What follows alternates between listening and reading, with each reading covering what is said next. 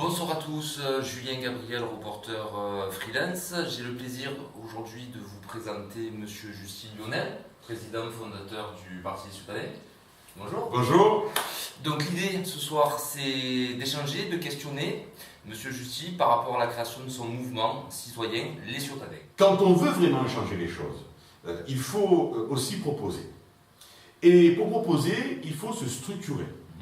Alors, Guy, Jean-Pierre et moi, pas de parti politique, on s'est dit, bon, on va créer un mouvement associatif citoyen. Comment on peut l'appeler? Bon, on a bien cette idée, on s'est dit, bon, il faut fédérer, et c'est le but d'ailleurs. Il faut créer une large coalition. Alors on s'est dit, tout simplement, on va appeler ce mouvement citoyen les Citadins. Et l'aventure a commencé à l'automne 2018. Est-ce qu'on pourrait dire en quelque sorte que la Ciotat est la priorité absolue? Absolument. Absolument. On le voit aujourd'hui. Il y a eu durant le mandat qui finit la création de la métropole. Tout à fait. Il y avait la communauté urbaine, maintenant c'est la métropole. Une métropole qui est quand même, pardon, excusez-moi, mais quand même très très compliqué, me semble-t-il, à appréhender pour les citoyens. C'est ça. Pour les Citadins. C'est ça. Tout est décidé à Marseille ou à Aix. Pas tout, mais une grosse partie, majorité. Une grande majorité, je suis entièrement d'accord avec vous, une grande majorité. Et il y a quelque part, auprès de la population locale, une perte de repères. Oui, une incompréhension. Oui. Une incompréhension. Voilà. Quand il y a quelque chose qui ne fonctionne pas dans la ville, au niveau voirie, on va à la mairie. On va voir le maire. On va voir le maire, ou les élus, ou les services, Et puis la plupart du temps, on leur dit, non mais c'est pas nous, c'est la métropole. Et c'est clair que ça cause un problème. Ça cause un problème dans nos institutions. On le voit, d'ailleurs, ce problème a été relevé par de nombreux maires lors du déplacement du président de la République dans le contact avec la population, dans le grand débat. Et je crois qu'il y a une perte de repères, une perte d'identité. On ne sait plus trop à qui s'adresser. En tant que Citadin, soucieux de mon devenir, soucieux du devenir de ma commune, est-ce que je peux traiter directement avec le mouvement Les Citadins? Est-ce que ma parole va être entendue? Parce que quand je vais taper à la porte de la mairie, personne ne m'écoute. Oui, alors là, je suis d'accord avec vous, mais bon, pour l'instant, nous ne sommes pas à la mairie.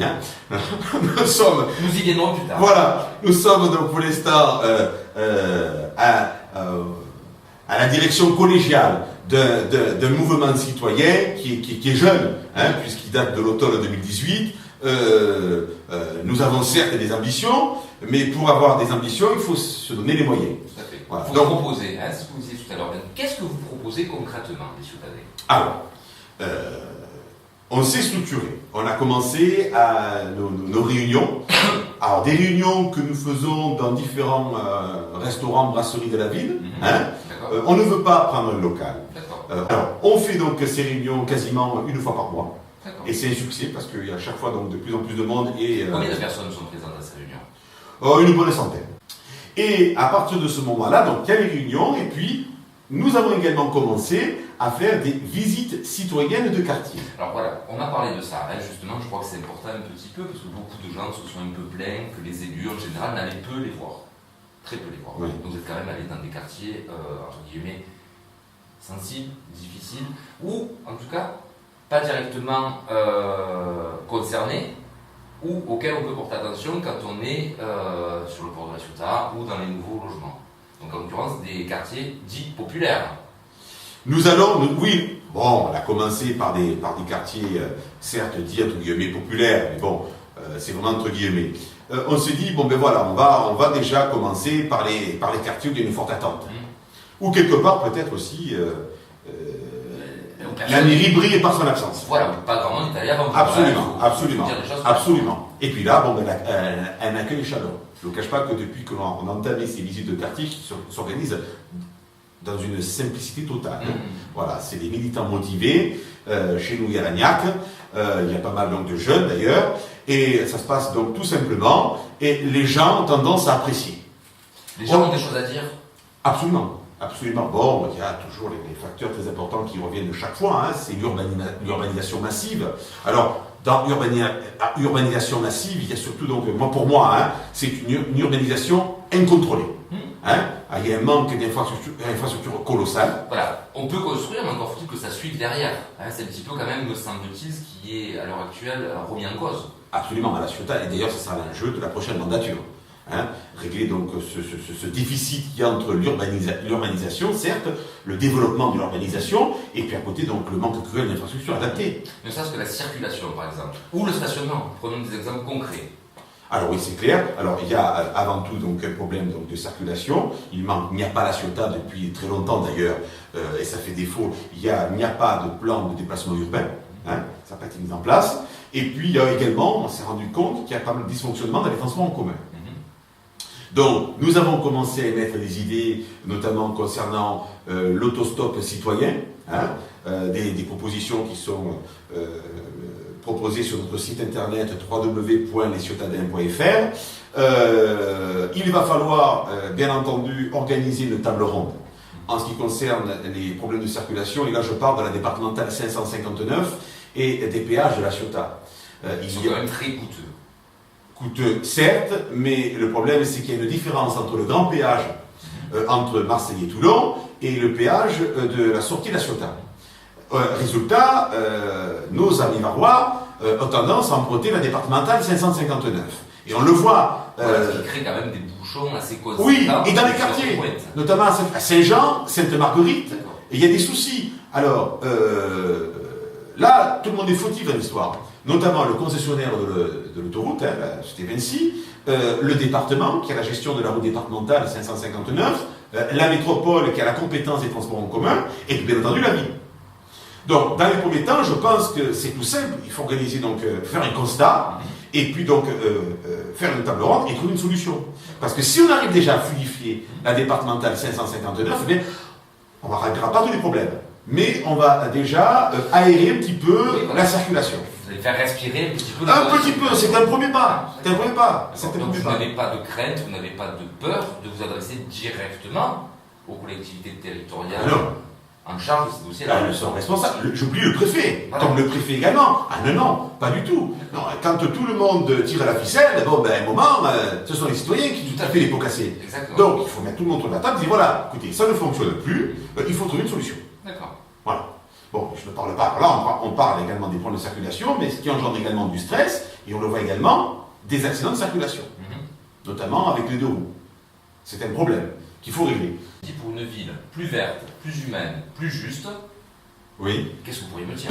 On résume un petit peu nos idées, parce que bon, voilà, j'ai rencontré plusieurs personnes dans les visites de quartier, on me dit bon, écoutez, M. Justice, c'est très bien, nous apprécions votre initiative, bon, mais qu'est-ce que vous proposez? Voilà, je crois que le gros problème à l'heure actuelle au niveau de la politique, qu'elle soit nationale ou locale, c'est l'absence de considération des élites politiques, des élus, à l'attention des gens qui ont quand même voté pour eux.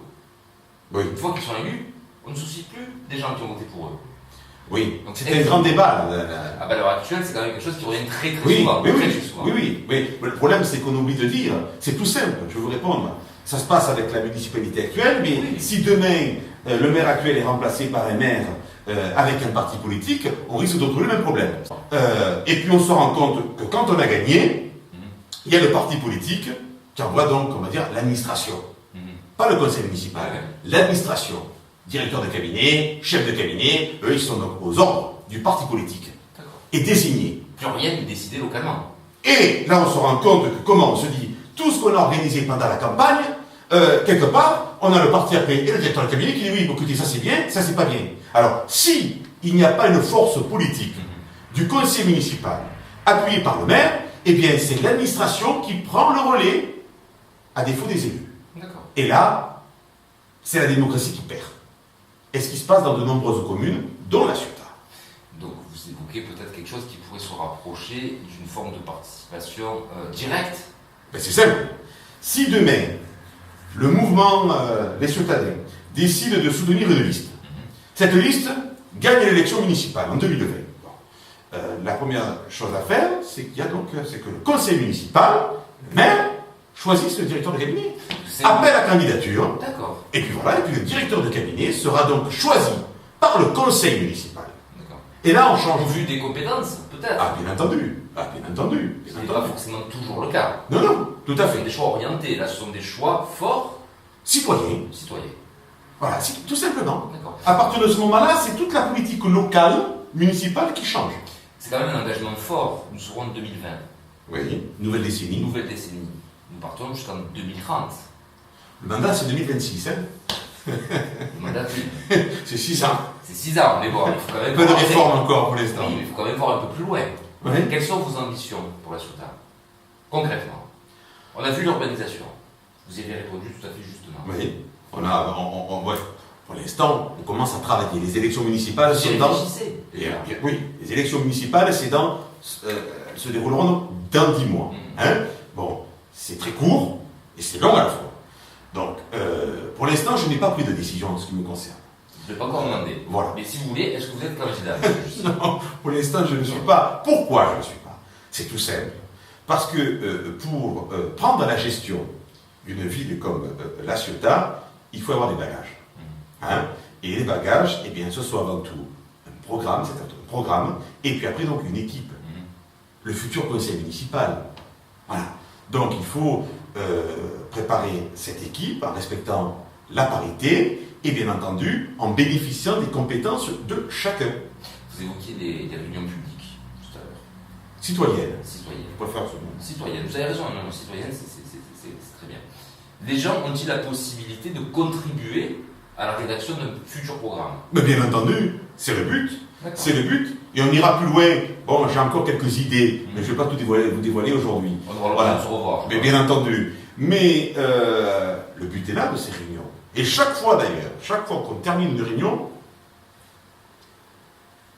on repart avec des idées. Et des idées justement donc, du citoyen. Après, il faut être sérieux, nous sommes un mouvement, nous avons donc la chance d'avoir aussi des personnes nouvelles, bien entendu, mais d'autres avec l'expérience, et il faut étudier la faisabilité. Hein? Les citoyens, les électeurs sont trop déçus des fausses promesses. Hein? Moi le premier d'ailleurs. Tout à fait. Voilà. Le propre d'une promesse, c'est qu'elle soit tenue. Voilà. Alors, c'est compliqué aujourd'hui. Justement, avec la métropole, on ne peut pas dire la municipalité ne va pas tout faire. Donc, il faut étudier la faisabilité des projets. Voir si vraiment c'est de la compétence de la municipalité, ou alors de la métropole, ou alors d'une autre collectivité territoriale. Ça, c'est très important. Ne pas promettre tout et n'importe quoi. Jusqu'à présent, nous avons déjà une quinzaine de propositions. C'est un début, mais ce sont des propositions qui seront donc réalisables par la nouvelle municipalité, du moins je l'espère. D'accord. L'idée n'est pas de vendre du rêve, mais quelque chose de concret, de possible. La marmite est pleine, on le voit au niveau national. On le voit, hein, avec la crise des gilets jaunes. La marmite est pleine, que ce soit donc d'ailleurs à La Ciotat, les gilets jaunes sont très actifs. Voilà, donc attention avec ces municipales de ne pas promettre tout et n'importe quoi. Voilà. Il n'y a rien de pire que la déception. Hein. Et oui, j'irai même plus, strass et paillettes. Il faut éviter. Voilà, il faut être sérieux, modéré et sérieux. En conclusion, si vous aviez quelques mots, du coup, à adresser aux personnes qui vous regardent. En conclusion, tout simplement, c'est de venir nous rejoindre. Voilà, pour une ville plus verte, plus humaine, plus juste. Bon, mouvement citoyen des Ciotadins, on peut y arriver. Voilà, alors c'est une aventure. Mais je pense que aujourd'hui, c'est une aventure qui a le mérite d'être proposée à la population. Le choix qu'auront les Ciotadins, c'est soit on change, soit on continue. Pour moi, continuer, on ne peut pas.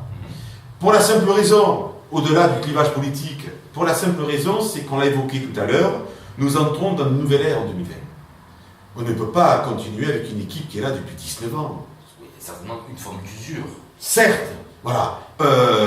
Il faut créer donc un dynamisme, une nouvelle force politique. Une force nouvelle. On ne sait pas, également, on parle de la métropole, mais on ne sait pas non plus, ni vous et moi, qui sera à la tête de la métropole en 2020. Tout va être mis en question. Et je pense que justement, La Ciotat ne doit pas rester sur le bord du chemin. La Ciotat donc doit profiter de cette nouvelle décennie qui arrive à grands pas, et bien pour créer une sorte de dynamisme. Et justement, ce dynamisme-là, nous sommes en train de le préparer avec le mouvement des Ciotadins.